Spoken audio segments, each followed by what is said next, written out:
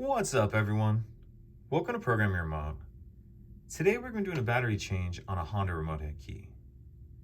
This remote head key is going to take replacement battery CR1620. We'll need a small Phillips head screwdriver,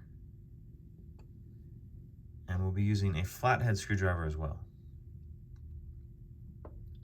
So the first thing we need to do is grab our Phillips head screwdriver and remove this small screw on the back. I've already got this one started to save time. We'll go ahead and take that screw all the way out of there. And careful with these, they're really easy to lose. Then once you have that screw out of there, if you look on one of the sides, you can see this notch right here. What you want to do is put your flathead screwdriver in that notch and then just twist it. So I put it in that notch and then just twist it like this. Then once you get it started, if you come down here to the key blade, you can pry up like that. And once that's off, if we take a look in the back cover, we'll see our battery right here. And there's this little slot with an arrow on it that'll allow you to get your flathead screwdriver in there to get the battery up like that.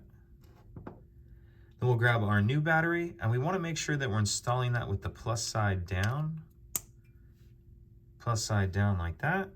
Then we go ahead and put this back together.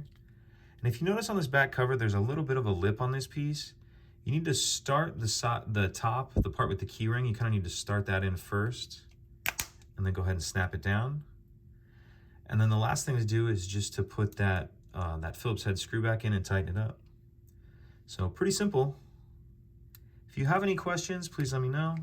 If you could take a second to like and subscribe, it helps us out, and I'd appreciate it.